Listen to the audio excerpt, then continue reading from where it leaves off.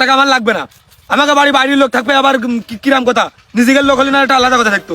নিজেদের লোক রাখতে হয় সবসময় নিজেদের ঘরে। হয়েছে, তোর আর একা থাকা লাগবে না, নিজেদের লোকই থাকবে, তুই আর চাপ নিস নে। এবার মনে হয় বুঝতে পেরেছে।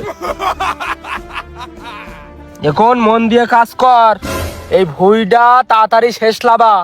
এই তো হয়ে গেল, আর একটু শুনেই বা কোনে ওই আব্বা তা করছিলাম যে শীত তো বেশি পড়তেছে, কাজের কাজ তো করতেই হবে না, তাহলে কি দেরি করে লাভ কি? হ্যাঁ তা ঠিক আছে, এখন তোর একা থাকতে তোই সমস্যা, আবার নিজেদের লোক থাকতে হবে। মানে ছোটটা তুই আজকে এর ঘরে থাকবি। আচ্ছা আমি ভাইয়ের কাছে থাকবা না।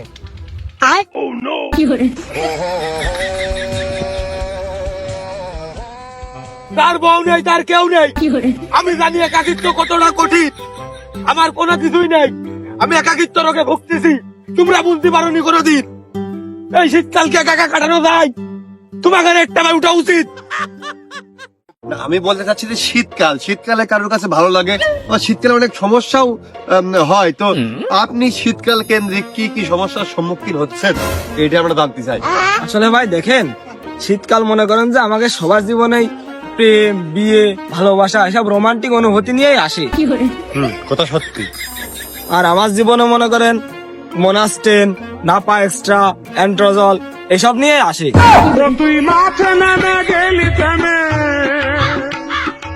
মানে আপনার কথা আমি বুঝতে পারলাম না, বুঝিয়ে বলেন একটু শুনি। শীতকাল আসলে আমার মনে করেন ঠান্ডা লাগবে, জ্বর আসবে, কিছুক্ষণ পরে আসবে শ্বাসকষ্ট, তারপরে মনে করেন যে আমার মাথায় যন্ত্রণা দিয়ে মুখ টুক শুকিয়ে চোরের মতো দেখা যায় ভাই। তার মানে আপনি বলতে আসলে শীতকালীন অনুভূতি আপনার আর অন্য মানুষ আর আপনার সম্পূর্ণই উল্টো, মানে আলাদা। তো আমার তো ভাই বাইসে থাকাই কষ্ট হয়ে যায়, আমি রোমান্টিক হওয়ার অনুভূতিটা আমি কখন নেব? তাহলে এর পরবর্তী সময়ে যখন বাংলাদেশে শীতকাল আসবে, তখন আপনি অলরেডি সৌদি আরবে সারা মরুভূমিতে উট চড়ানোর কাজে নিয়ে দিতে হয়ে যাবেন। ওই উট চড়ানোর টাকা দিয়ে আপনি সৌদি আরবে থাকলেন, আবার মনে করেন ধর টাকাটা গুছিয়ে গরমকাল যখন বাংলাদেশে টুক করে চলে আসলেন, আবার পরের বছর শীতকাল আসলো, আবার মিশরে চলে গেলেন, মানে মালয়েশিয়ায় পাম বাগানের কাজে গেলেন, মানে যেই জায়গায় শীত নাই সেই জায়গায় আপনার অবস্থান করতে হবে, তাহলে কিন্তু আপনি বেঁচে থাকতে পারবেন। টাকা গুছাচ্ছি ভাই, দেখা যাক কি করা যায়।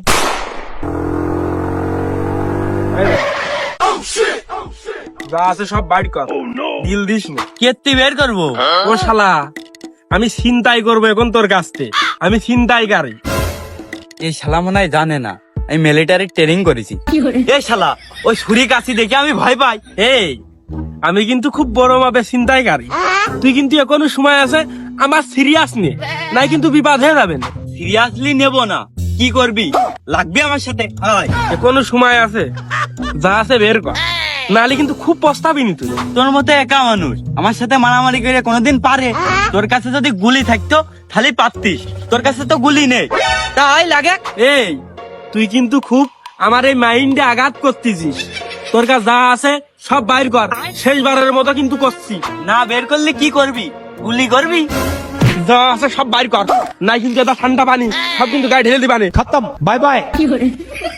ছলো ছলো নয়নে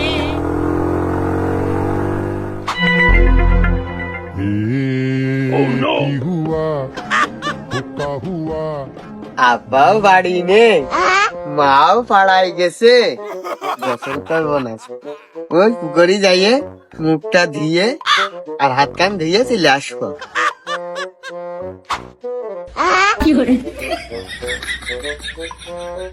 এই তো মাথা ভিজেছে মানে গোসল করো ভিজে গেছে।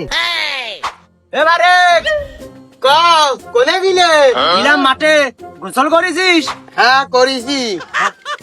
মোটে করিস নে, আর এখন গোসল করা হয়ে গেছে, না কর আগে তো গোসল কখন করলি?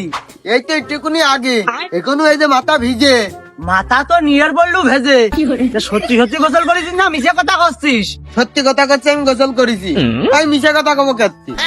এরকম আমার চুল ভিজে। তা গোসল কি পরে করলি? ওই গামছা বেড়ে করিলাম। তা তো সে ভিজে গামছাটা কই?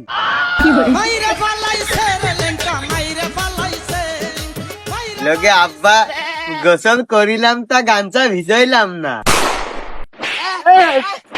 গোসল করবি না পিছন আগের মাসে আমি গোসল করেছি, আমি গোসল করবো না, গোসল আমি করবো না। তোর গোসল করাই লাগবে। আমি 4 মাসে গোসল না করলে কি হয়? আমি গোসল করবো না। আগের মাসে আমি গোসল করেছি, আমি যাবো না, এটা তুই গোসল না করে থাকবি কি করে? যাবো না, যাবো না, আমি গোসল করবো না, করবো না, তোর গায়ে গন্ধ কবে রে? তুমি আমার কাছে আসবে না, আমি তোমার কাছে যাবো না। এই গোসল করবি না তাই না? তোর পুকুরের মধ্যে আমি ফেলে দেবো।